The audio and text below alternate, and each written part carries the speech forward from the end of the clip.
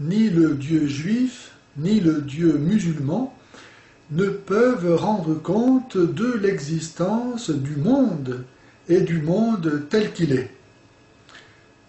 En effet, le Dieu juif, comme le Dieu musulman, est seulement unique. Il est un, et donc il n'y a pas de place en lui pour l'altérité. Et le monde, qui n'est ni Dieu ni rien, n'a pas de statut vraiment identifiable. Qu'est-ce que le monde ? Depuis toujours, les hommes se sont interrogés face au monde pour savoir ce qu'il était, et on peut distinguer deux grands courants qui les départagent. Soit les uns disent le monde finalement c'est rien, ce n'est qu'une illusion, et nous trouvons dans cette école de pensée le bouddhisme et aujourd'hui le nouvel âge. Le moi, la personne, est appelé à se fondre dans le grand soi impersonnel, mais il n'existe pas en tant qu'individualité unique. Et à l'inverse, il y a ceux pour qui le monde est tout, est Dieu, car il n'y a que le monde. Ce sont les matérialistes. Dans un cas comme dans l'autre, la personne humaine se désagrège, elle disparaît. Dans le premier cas du bouddhisme et aujourd'hui du nouvel âge, la personne, en tant que moi propre, est appelée à mourir, à disparaître dans le grand soi impersonnel, car elle n'est qu'une illusion. Le salut consiste à prendre conscience qu'on est une illusion.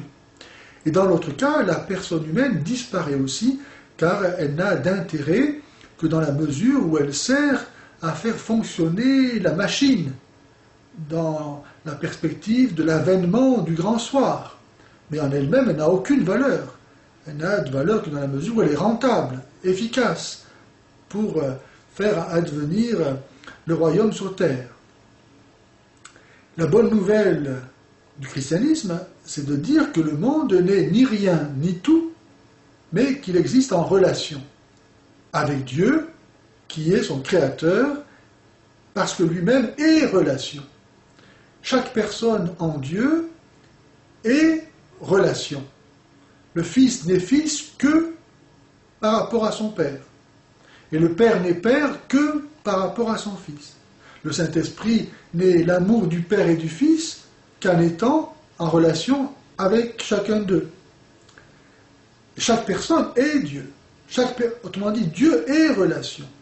Et c'est donc parce que Dieu est relation qu'il est générosité, qu'il est don, qu'il est fécondité, qu'il est amour. Seul le Dieu chrétien trinitaire peut expliquer l'existence du monde. C'est-à-dire, si Dieu est seulement unique, comme le disent les juifs et les musulmans, il n'a aucune raison de créer. Il se suffit à lui-même. Il est parfait. Mais le Dieu chrétien, qui inclut de la différence, car le Père n'est pas le Fils n'est pas le Père, le Saint-Esprit n'est ni le Père ni le Fils. Seul le Dieu chrétien, qui inclut en lui-même de la différence, est donc capable de produire, de créer quelque chose qui ne soit ni lui ni rien. Il y a une question à laquelle ni les juifs ni les musulmans ne peuvent donner de réponse. D'où vient le principe même de la différence ?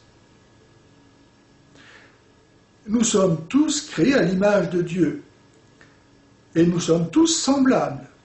Nous sommes tous bâtis sur le même modèle. Nous avons 2 yeux, 2 oreilles, un nez, une bouche, etc.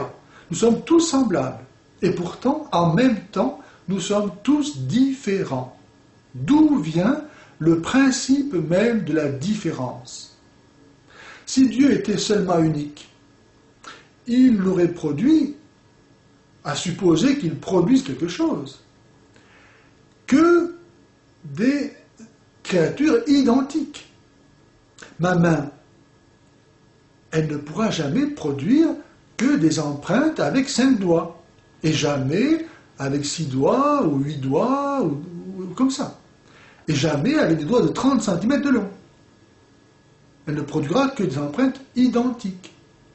De même, un moule à fourchette ne fait que des fourchettes. Il ne fera jamais des couteaux ou des cuillères. Et donc, si Dieu est unique, d'où vient le principe même de la différence? Nous sommes tous à la fois semblables et différents. Il y a des hommes et des femmes, des noirs et des blancs, des gros et des maigres, des petits et des grands. D'où vient le principe même de la différence? Si nous sommes créés différents tout en étant identiques, ça signifie que Dieu, qui n'a pris modèle qu'en lui-même, car lui seul existe, lui-même connaît et donc inclut en lui la différence. Dieu est différent. Seul le Dieu chrétien, qui est à la fois le même, unique et différent, trinitaire, est capable de rendre compte de l'existence du monde et du monde tel qu'il est.